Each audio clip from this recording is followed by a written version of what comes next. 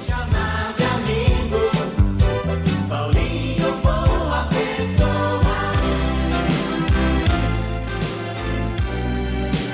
Rádio Emoção, Paulinho, boa pessoa. A verdade de cada um.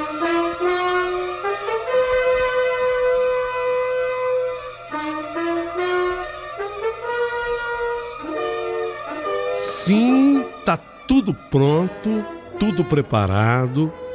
Mais uma história. Essa é da meia-noite. Nossa, forte, hein? Carlos Alberto Sidério. Ô, Carlos Alberto, como vai? Tudo bem? Bem-vindo, viu? Então hoje eu vou contar a sua história. Uma história de impressionar. Realmente das mais impressionantes. Já vai começar. Antes, porém, eu quero muito agradecer a Viviane Campos, meu amor. Obrigado por ter escolhido. Ela é membro do nosso canal. Ela entrou. Faz um dia. A Júlia Luiza voltou a ser assinante. Faz um dia. Vou ficar com a Viviane e com a Júlia hoje para fazer um convite para você. Você que é minha amiga, você que é meu amigo. Aí a pessoa fala, mas por que eu me tornaria uma membro do canal do Paulinho Boa Pessoa? Se você tiver a intenção de ver esse canal melhorar, crescer, tem uma pergunta que é fundamental que você tem que responder. As histórias lhe fazem bem? De alguma forma, as histórias mexem com a tua emoção? Porque tem gente que me diz o seguinte, Paulinho, essas histórias, elas representam muito na minha vida, sabe? Elas preenchem a minha vida, me orientam, me ajudam. Às vezes, tem gente que compartilha a história com um ente querido, dizendo, essa história vai ajudar muito um ente querido meu. E as histórias não são minhas, elas são das pessoas, as pessoas que narram, escrevem. Eu apenas procuro interpretá-las da melhor maneira possível.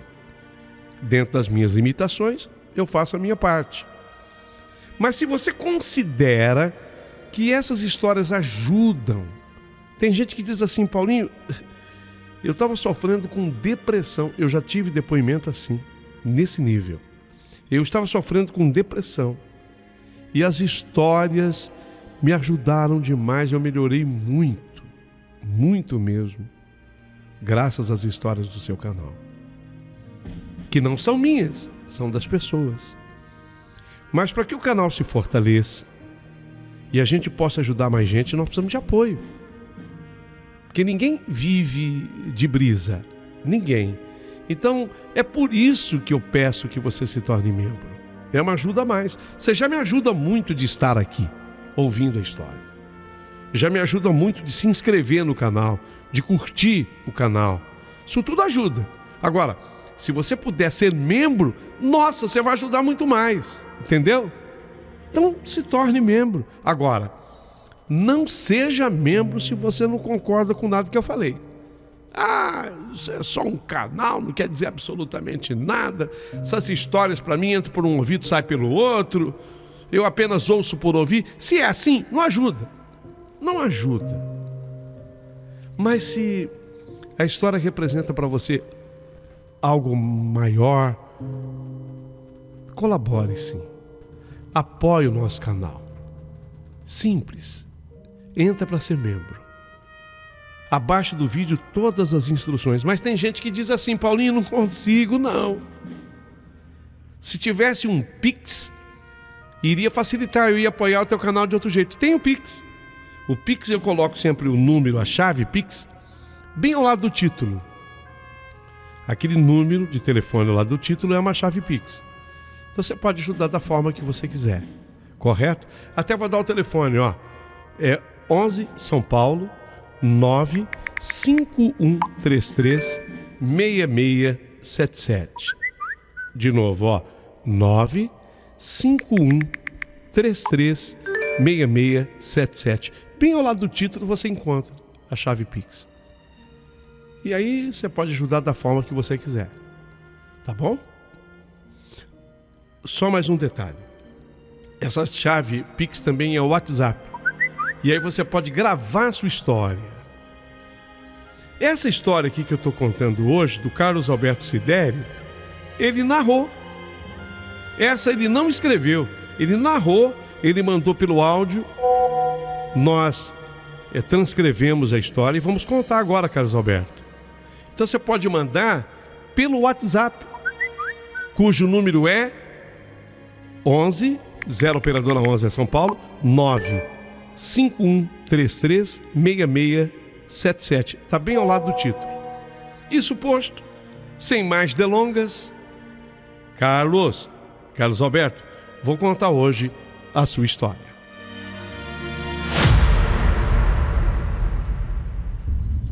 Meu querido amigo Paulinho Boa Pessoa, meu nome é Carlos Alberto Sidério e hoje eu quero contar essa história que me impressionou e, sem exagero, mudou a minha vida. Eu vivia numa grande capital brasileira e naquele dia eu estava de volta à minha pequena cidade. Não, ela não ficava perto de onde eu morava. Eu enfrentei 655 quilômetros, mais de 9 horas de ônibus para chegar. Eu achava até que chegaria mais cedo, mas só cheguei às 11h15 da noite na cidade. O ônibus tinha atrasado e resultado: eu não achei nenhum táxi disponível na rodoviária quando eu desci. Puxa, mas não é possível. Tinha até um senhor, também passageiro, falou: o último táxi que eu vi saiu aí, foi embora. Não tinha ninguém. Eu tive que caminhar um pouco, onde eu sabia que tinha um ponto de ônibus. E com sorte, eu pegaria um ônibus até o bairro que a minha mãe, Dona Teodora, morava. Eu tinha vindo à cidade justamente por causa da minha mãe. Ela não estava assim muito bem de saúde. Ela havia sofrido uma queda.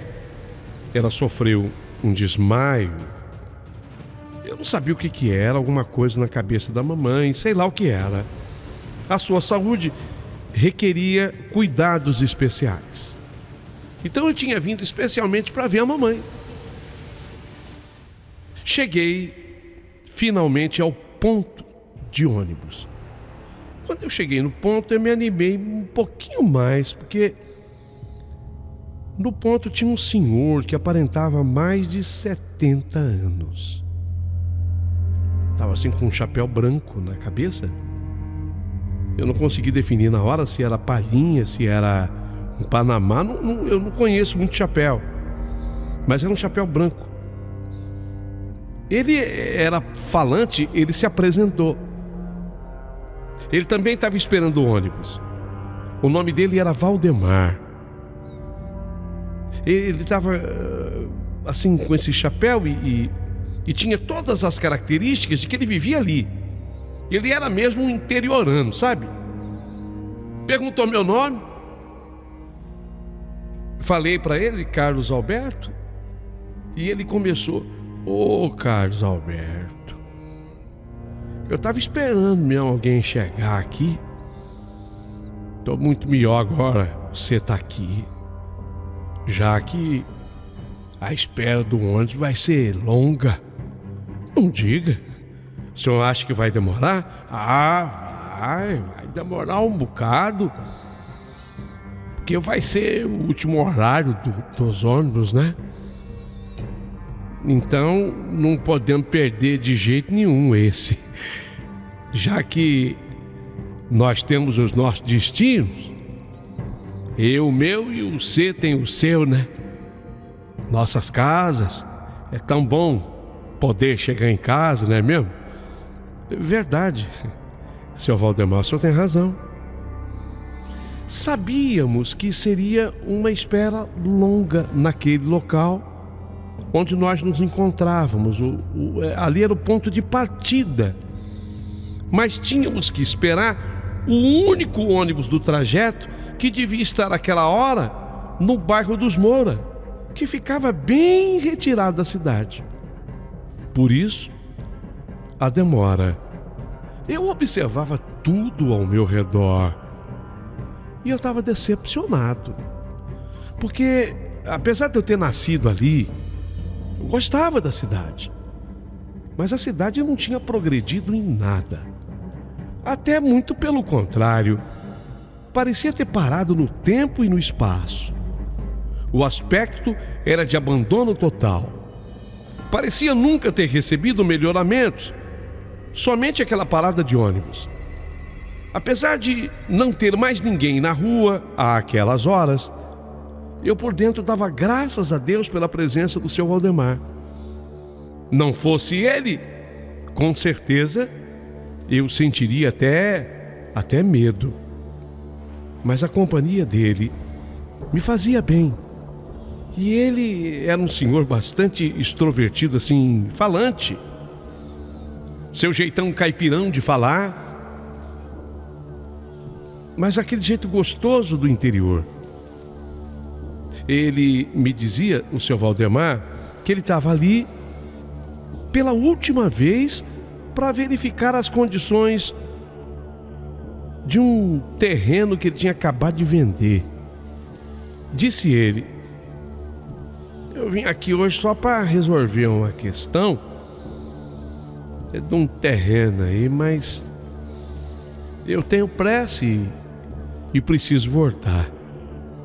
Indaguei ao senhor se ele morava ali perto, e laconicamente ele respondeu para mim que não,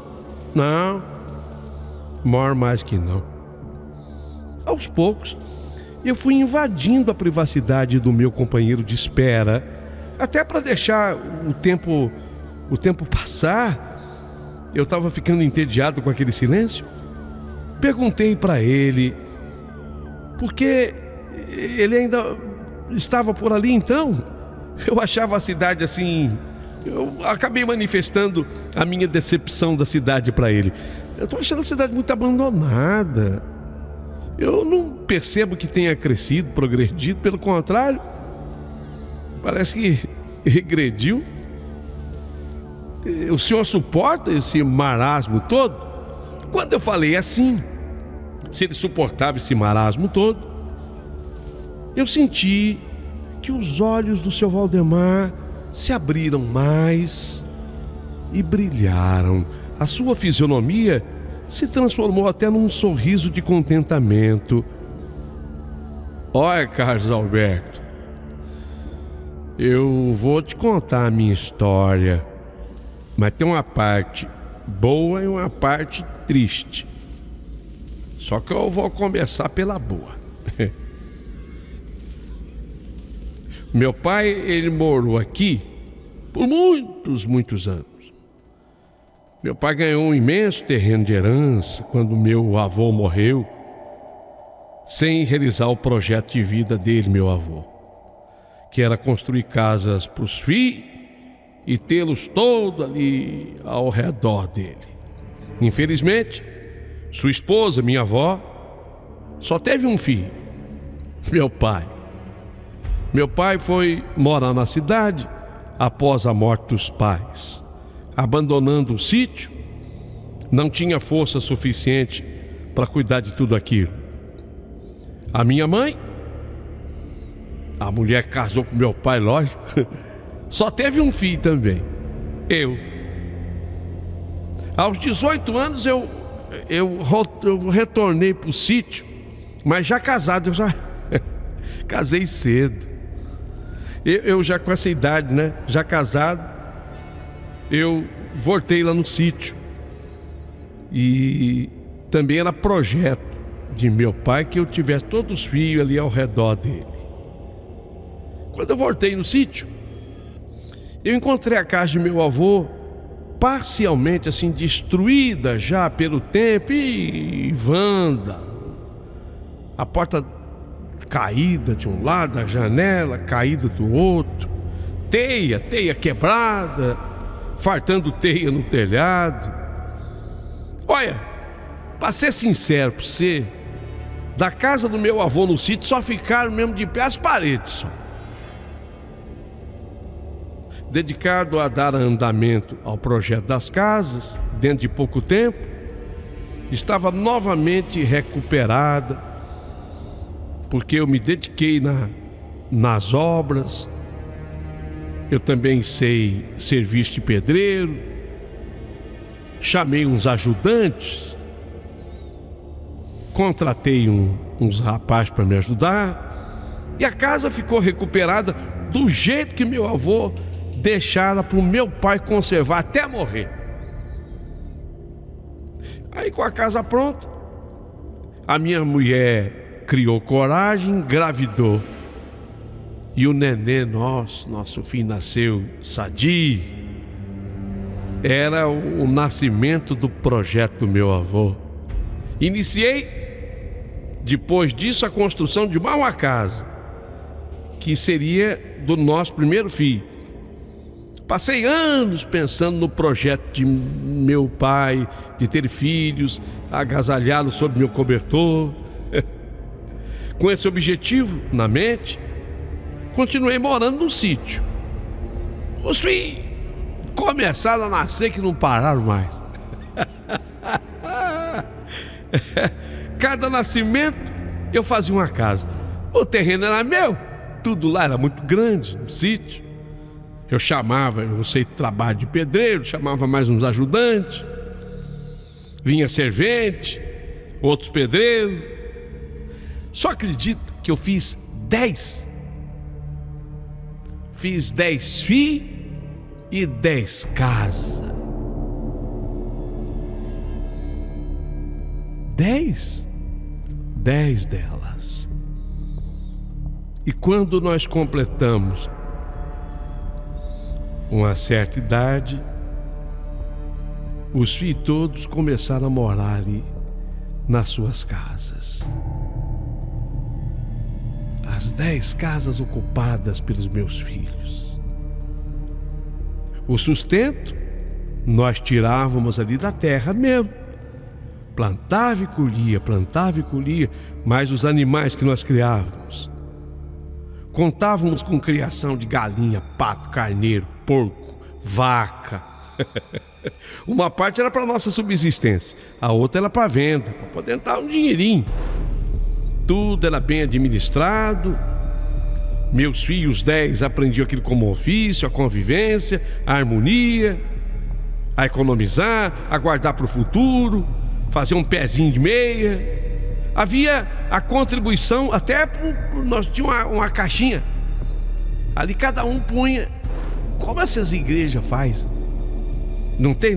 Era a nossa igreja, era a nossa família. Cada um dava lá o seu dízimo, colocava na caixinha. Aquilo tudo era dividido com os outros que iam nascendo. Então, eu acabei instituindo na minha família o tal do comunismo, porque o comunismo é isso aí, né? É a divisão de tudo.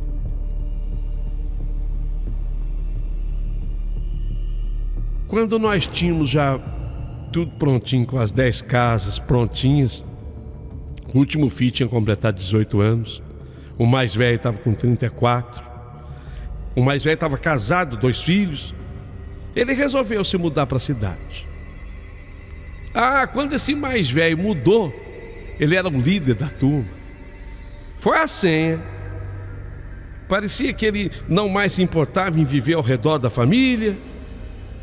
Ele foi absorvido pela modernidade, televisão, estava chegando, mostrando as belezas fora daquele mundo que era do meu avô, e por circunstâncias, aquilo já não dizia mais respeito a ele. Fiquei arrasado, porque eu queria todo mundo juntinho, do jeito que eu tinha projetado. 10 casas, 10 filhos, e os netos. Só que aí esse filho que era líder mudou. O outro viu o exemplo, mudou também. Os outros foram seguindo o mesmo caminho, o mesmo rumo, sem constrangimento, foram saindo. Alguns já casados, e os últimos saíram solteiros mesmo. Ganharam o mundo e se mudaram para outros estados. Teve gente que foi até para outro país, para você ter uma ideia. o nosso patrimônio foi se deteriorando. Fiquei eu mais Isabel, minha patroa. Foi se deteriorando. Os que retardaram seguiram o exemplo do primeiro. Eu já não tinha mais força nem disposição para tocar o barco sozinho. Nem minha mulher também já podia. Estava cansada, coitada. Eu olhava com tristeza para aquele pedaço de terra que teria sido o sonho do meu avô. Depois foi o sonho de meu pai. E tinha sido o meu próprio sonho. 10 casas, 10 filhos. Chegou um tempo que eu e Isabel, minha patroa, nós nos sentimos tão cansados. Ela pelo trabalho que teve com 10 filhos nascendo. Nasceu até mais, mas uns morreram no ventre, outros morreram muito pequenininho, mas 10 criamos. 10 criados. A gente não tinha mais ânimo para a vida. Aí foi o começo do fim. Seu Carlos Alberto, decidimos voltar, eu e Isabel, para a cidade. O último ato foi vender os nossos sonhos. É o que eu estou fazendo agora. Eu vim para cá para poder assinar a papelada aqui na cidade. Foi o fim do nosso sonho. O império, né? Era um império comunista meu. Seu Carlos Alberto, eu ainda guardo um pouco daquilo que amealhamos durante esse tempo. Eu e Isabel, minha patroa, vamos construir uma casinha ou adquirir já pronta, né? Num bairro mais afastado da cidade. Esperamos que o nosso bom Deus conceda a mim e a Isabel, minha patroa, muita paz, a paz eterna, que é o que a gente busca, né, seu Carlos Alberto? A paz eterna. Era isso que eu queria contar para o senhor. Com isso, o ônibus finalmente apareceu no horizonte. Levantei-me aliviado pelo fim da espera. Fiz sinal para o motorista. As luzes do ônibus eram um farol de esperança naquele lugar desolado. Entrei imaginando que o senhor Valdemar me seguiria. No entanto, eu entrei assim, ele permaneceu parado, como se estivesse pensando em algo mais. Me virei para chamá-lo, mas ele gesticulou. Pode ir, seu Carlos Alberto. Eu dei de ombros e subi no ônibus. Conforme eu me sentei, que eu olhei pela janela, eu vi que o senhor Valdemar caminhava lentamente em direção à porta do ônibus. Ele parecia prestes a subir, mas no último momento ele parou. O ônibus começou a se mover e eu percebi que ele não tinha subido. Virei-me rapidamente para a porta traseira, mas ele não estava lá. Sua figura desapareceu na escuridão. Olhando assim pela janela do ônibus, eu não consegui vê-lo em lugar nenhum. Ele simplesmente desapareceu. Eu pedi para o motorista, por favor, para o ônibus. Para o ônibus. Inventei uma desculpa de que o meu pai tinha ficado para trás, para que o motorista parasse. Meu pai ficou para trás. O motorista, embora relutante, ele concordou, parou o veículo. Saí rapidamente do ônibus e comecei a caminhar de volta. O meu coração acelerado, porque eu comecei a correr, procurando o seu Valdemar em meio àquela escuridão. Caminhei mais ou menos uns 100 metros, que foi o que o ônibus tinha andado já. Uns 100 metros, mas nem sinal do seu Valdemar. A parada de ônibus estava deserta, como se ele nunca estivesse estado ali. O vento frio da noite soprava, fazendo-me estremecer. O silêncio era quase palpável, interrompido apenas pelo distante som do ônibus que estava se afastando de mim. Eu estava no ponto de ônibus. E ali eu encontrei algo que me deixou arrepiado.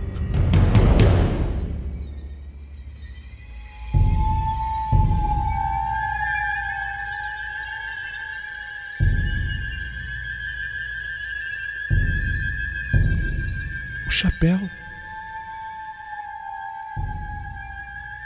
chapéu branco.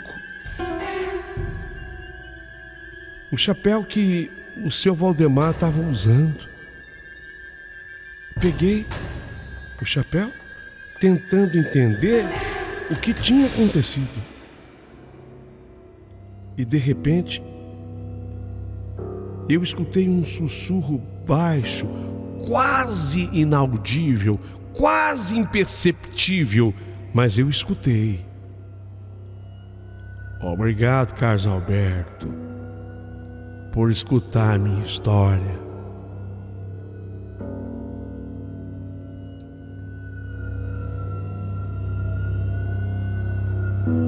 Virei-me bruscamente, mas não tinha ninguém.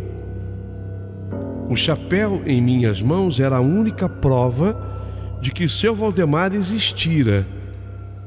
Eu senti um calafrio percorrer a minha espinha e eu voltei rapidamente para a parada do ônibus, onde eu esperava por outro ônibus que... Peraí.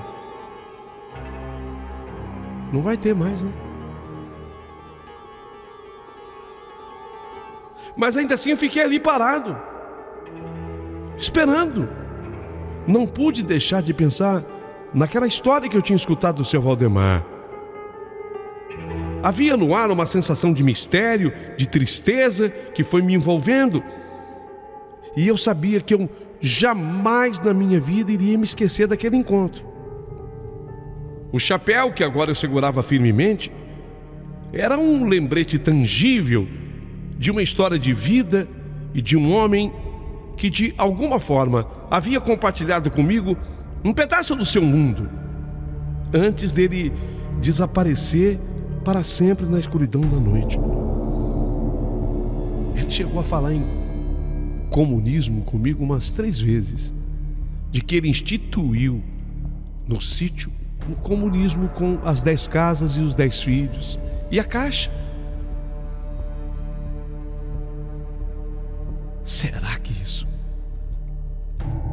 de fato existiu um dia? Mas agora não adiantava eu esperar mais. Não havia mais nenhum ônibus, eu sabia disso. Então eu fui caminhando até a casa da minha mãe. Quando eu cheguei lá, na parte de fora, isso eu caminhei bastante, tá?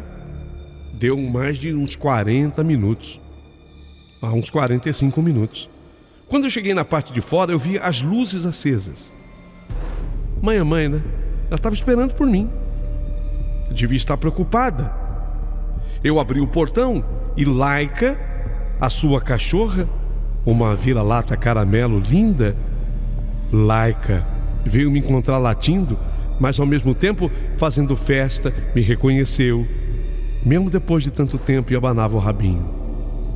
Foi quando a porta se abriu e minha mãe me recebeu com aquele abraço gostoso que só a mãe sabe dar. Nada contei para ela sobre o seu Valdemar, mas fomos atualizar as nossas conversas. Eu deixei o chapéu que estava na minha mão em cima da mesinha da sala. E depois de muita conversa, fomos dormir. Quando já passava de 2 horas da manhã, foi exatamente o horário que fomos nos deitar. No outro dia, eu levantei já depois das 10 horas da manhã. Foi a hora que eu acordei, que eu levantei.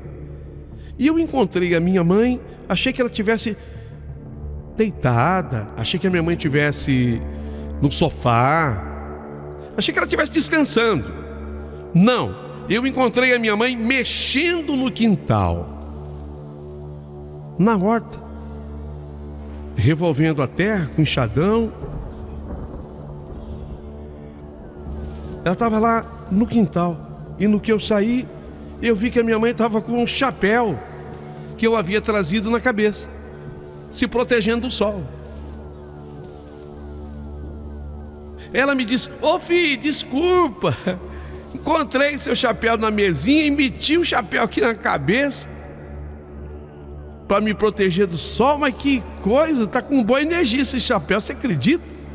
Que eu tô me sentindo outro, não tive tontura, fiquei tão disposta, animada, que eu vim mexer aqui na minha horta, como há muito tempo já a mãe não fazia.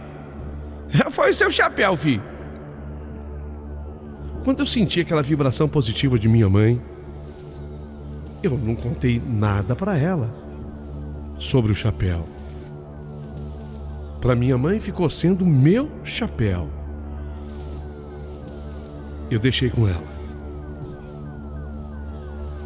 Mãe, vai ficar com você, é teu. Ah, filho.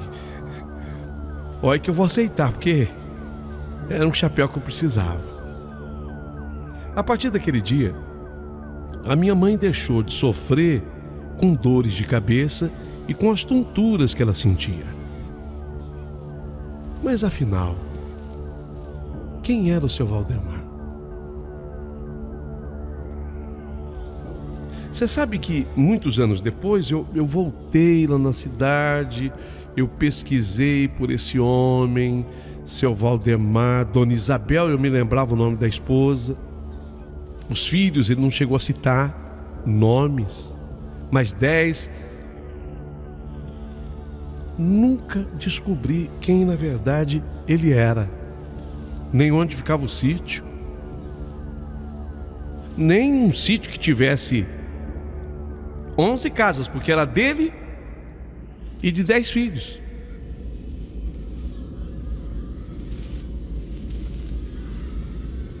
Eu gostaria de deixar para que vocês apreciassem a minha história e manifestassem suas opiniões.